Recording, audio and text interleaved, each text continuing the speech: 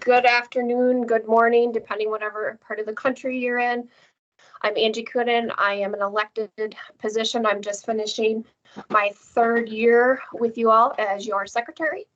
I've had some big jobs this year. We've had some big tasks that we've had to execute at an international level, the annual meeting per se, and the invitational, and a couple other committees I'm going to highlight for you that I've had the privilege to be on. So I appreciate you all electing me, and it's been a pleasure serving on this board for the last 3 years, but we've got another busy year ahead of us. I'm going to go through some of what's to come. As you all know, we are supposed to be in California right now, and we're not. And I just really want to thank the Inland Empire chapter for all the work they did. Really, we were meeting monthly, every other week here starting in October when we were watching things unfold, figuring out what we were going to do. And unfortunately, the decision was made that we needed to go to this virtual setup. But we ask that you've probably seen some emails, social media posts. Please support the Inland Empire chapter. They've got a live auction going on right now. They've had some expenses that have propped up when they were preparing for this annual meeting. We hate to see the chapter go in the hole. So they created an online auction. You've seen the link. I will put the link in the chat here later in the day once my presentation is done. And also there is a phenomenal panel discussion they put together that they're hosting. Please consider staying on after our delegates meeting and supporting the chapter. They've put a lot of work into it, and I think some great information will come out of it. So thank you again to Pete and Scott and the entire Inland Empire chapter for all your work leading up to this meeting and what you're going to do right after we get done with this virtual meeting. Again, we apologize we can't be in person. What's next? Well, the 54th annual meeting, hopefully we're all in person by that point.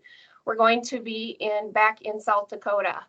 The South Dakota chapter has graciously decided to help support it this year. So we look forward to supporting and seeing everybody at the Midwest Tri-State. More information will be coming up on our NAVDA website, so please watch that, but try to plan ahead and put these dates in your calendar, and hopefully we can see everybody in person in 2023.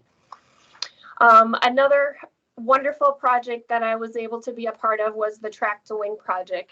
We've had an enormous amount of people engaging in this particular project. We have a phenomenal committee, but it was about 2 years ago, Nancy Ansfield and Terry Wilson came to the board of directors and had this phenomenal idea on how can we help hunters with mobility issues.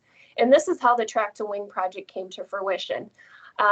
We're at it again for the 3rd year. And again, thank you to Nancy and Terry for continuing on this project. Last year, we granted 11 track chairs to hunters with mobility issues. And I'd like to point out that this is fully funded chair with accessories. Some needed some trailers to haul the chairs. And we're changing lives, and it's pretty amazing, this project and what we're able to do and accomplish. And NAVDA's name is on this every time we do it. Maybe not all are NAVDA members, but Nancy has been very due diligent. I've been trying to get them to become NAVDA members. So, you know, our name is out there and people are really learning about what we're doing. And so we want to thank, again, Nancy and Terry for this. Applications are currently open for this year. So if you have somebody in the hunting world that maybe has some mobility issues that could benefit from this program, please email Nancy. I have the email address right down here, and she's happy to send you an application.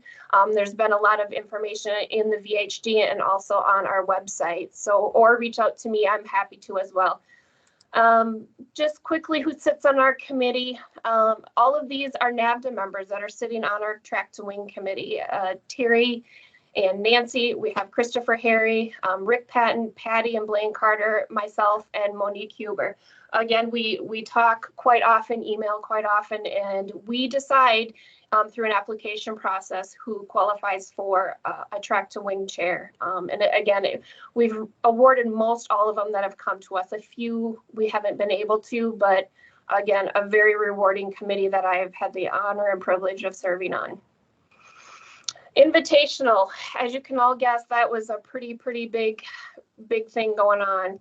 And we had phenomenal team for 2021 to pull this off for 7 days. And, you know, Dave highlighted Deb Stott, program manager. You know, she is the one with the boots on the ground and getting all this done, reporting to me. I mean, there was weeks we were talking 2 to 3 times a day about the invitational coming up. We meet 18 months pretty much in advance, trying to plan and think of everything that could come up. But these are the committee members that made this run this year, and I really want to thank them and thank the local chapter. You know, Pete Brenneman, Kelly Bryan, Randy Meester, they all were our boots on the ground, making sure everything got set up. And then some of the other jobs that you guys don't even see behind the scene, to organizing judges, Mark and Chip, Mike Nadusky, test secretary, a ton of paperwork it takes to get the invitational off the ground. Karen Krautz, making sure we're all where we got to be, the judges, and Annie Noose, juggling volunteers. Yes, I can judge this, or yes, I can volunteer this day. No, I can't. It's phenomenal, everything that she's able to put together. So thank you to this group. I think, you know, a few glitches, but we had a phenomenal year for as many dogs as we ran. So what did we run? A lot of this information was in the VHD, but I'd just like to run over it. We had 204 dogs run this year. We had about 236 signed up, but due to some COVID issues and traveling issues, we ended up down to 204, which is still a lot over 7 days. We went through 1,550 chuckers. Just imagine that. Imagine your bird pens full of that many chuckers. We had 107 braces go through, running each different directions, 3 different fields over 7 days. We went through 490 ducks. Again, that's a lot of ducks. And then we've had 179 volunteers it takes to get this off the ground. There was 385 different volunteer jobs, and our total bird bill was over $21,000. So just in perspective, and you think about that and you buy your few checkers here and there, think of this at a grander level. It's pretty phenomenal. And if you've never had a chance to attend an invitational, I highly encourage you to and volunteer, because it's, for me, the first one I went to was pretty much life-changing, and then I've been addicted ever since. So please look forward to that. And speaking of looking forward, where we're going, 2022, our invitational committee, we've been meeting for probably the last 18 months because we're going to be at a brand new location I'll be going over shortly.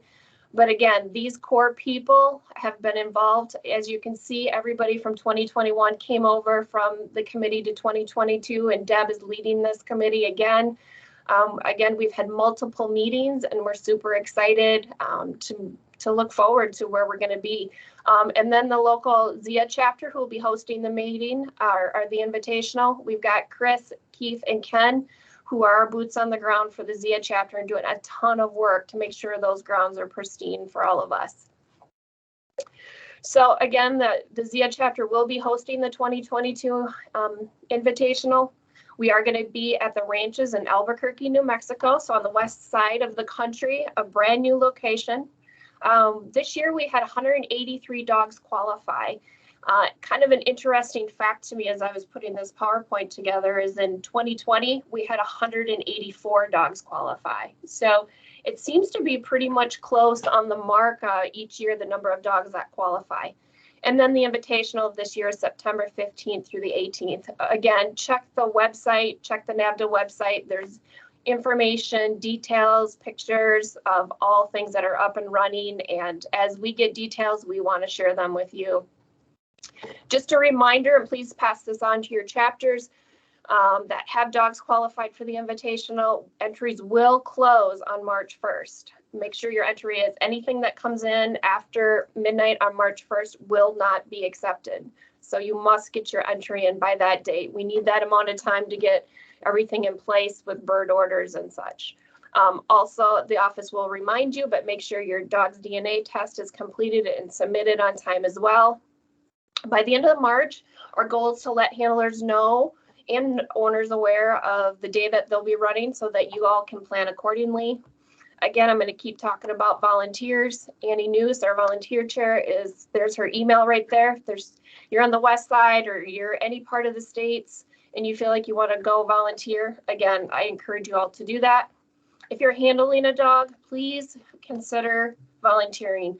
Only 50% of the people that run dogs actually volunteer. We'd sure like to see that at 100%. I know it's hard at times, but if you could just give one day after you run your dog, that would be much appreciated. Or before if it works out for you. And again, watch the website and social media for things up and coming. So where are we going next?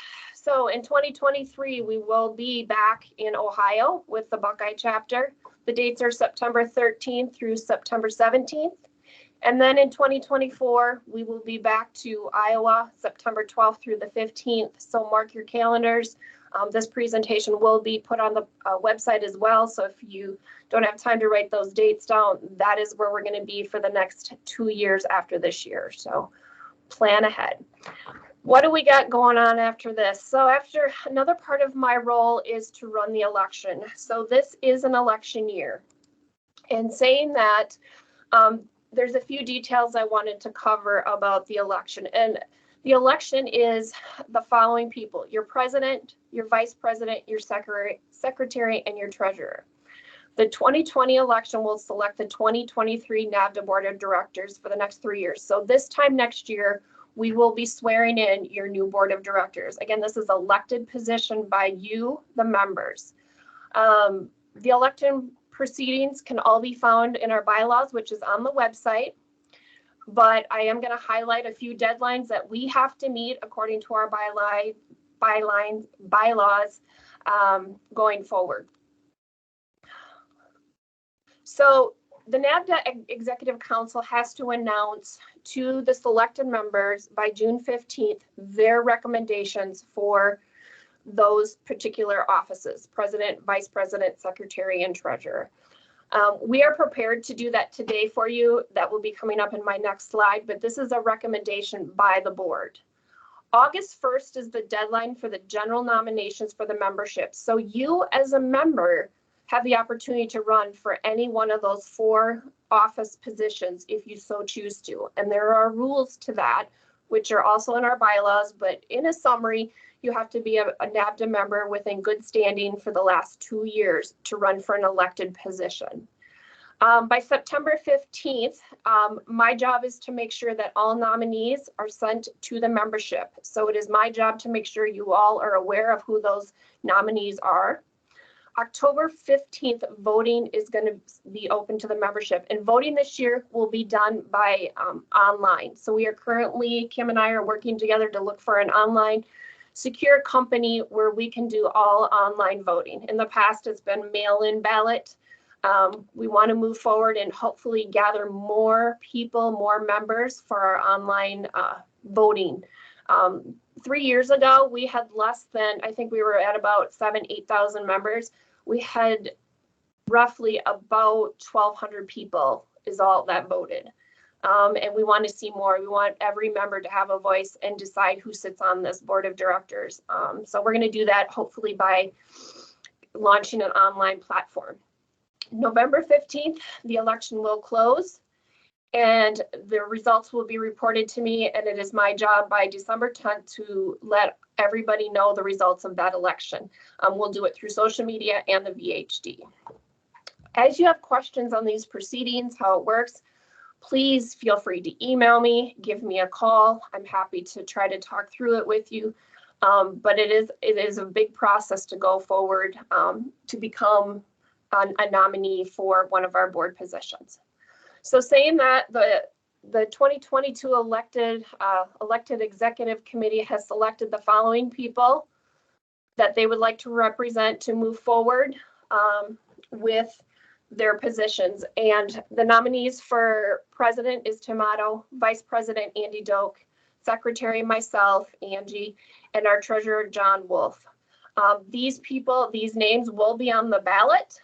So if there's anybody of our membership that feels like they would like to run, this is a fair game here and it's open to anybody, like I said, that follows the bylaws. So we're meeting our June 15th deadline right away, and these are the 4 that the executive committee is bringing forth to the membership. I've worked with Marion in our office, and we have created a form that will be online for anybody that would like to run for one of these board seats. So this is an example of what it looks like. Some of the rules are laid out there.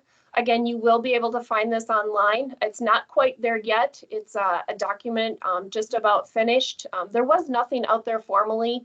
And so we want to make sure that this is completely goes by our bylaws and that everything is uniform going forward. So look for this form. This is the form that you will turn into me by August 1st if you plan on running for any one of those 4 positions within our organization.